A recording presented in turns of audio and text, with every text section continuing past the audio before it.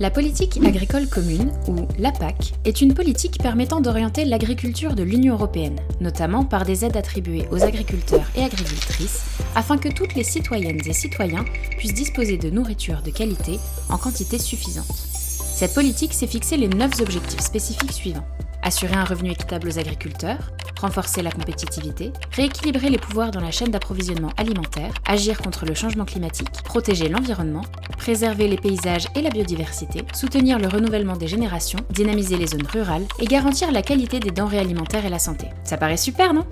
En réalité, la politique agricole commune ne répond pas aux objectifs qu'elle s'est fixés.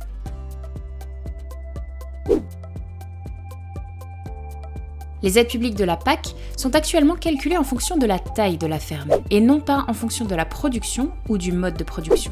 Cela veut dire que plus une exploitation est grande, plus elle reçoit des aides, ce qui crée un cercle vicieux. La stratégie de certaines exploitations est donc de s'agrandir encore et toujours plus, souvent au détriment des petits paysans. Cette politique crée d'autres problèmes comme la concentration et l'accaparement de terres. De plus, elle favorise l'ancrage des grandes entreprises dans la production et les investissements spéculatifs, elle encourage la délocalisation de la production ou la concentration de celle-ci dans certaines zones, et elle aggrave le dépeuplement des zones rurales et la difficulté d'intégrer les jeunes dans la production et l'accès à la terre.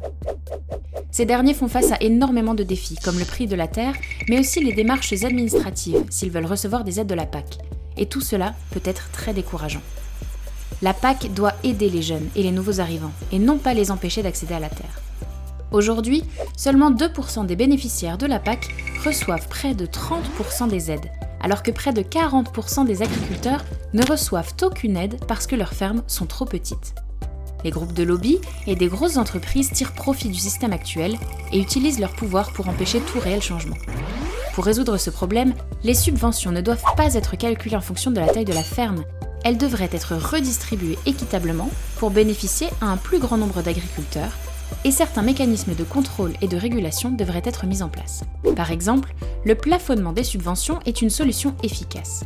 Il s'agirait de définir un montant maximum que les exploitants puissent recevoir, parce qu'actuellement, il n'en existe pas, et les grosses entreprises continuent de s'agrandir pour recevoir encore et toujours plus.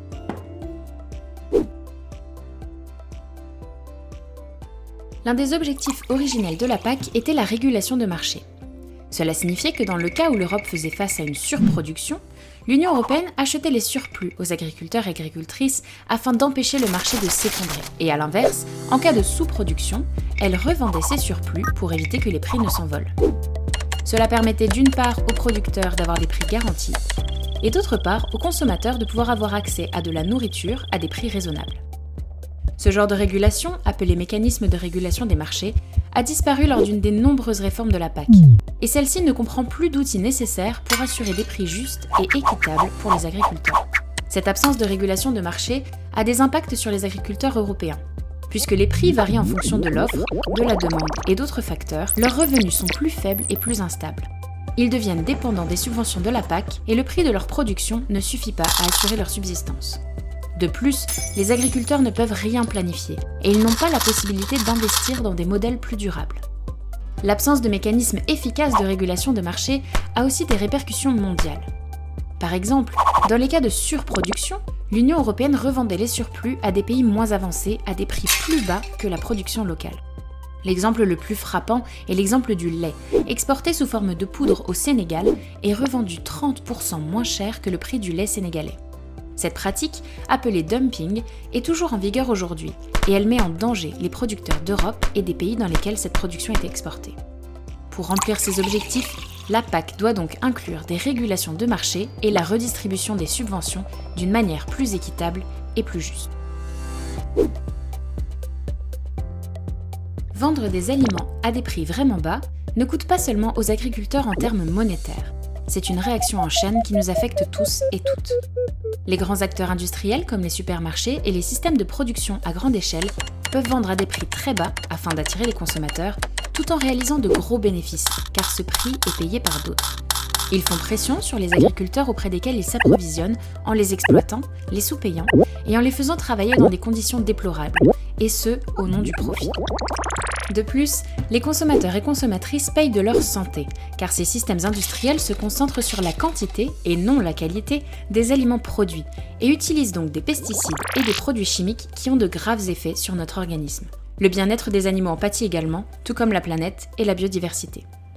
C'est pourquoi prix équitable et droits des travailleurs agricoles vont de pair. Les droits des agriculteurs sont décrits dans la Déclaration des Nations Unies sur les droits des paysans et des autres personnes travaillant dans les zones rurales, que l'on appelle aussi l'UNDROP. Et les fermes ou organisations qui ne respectent pas ces droits ne devraient pas recevoir de subventions publiques de la PAC.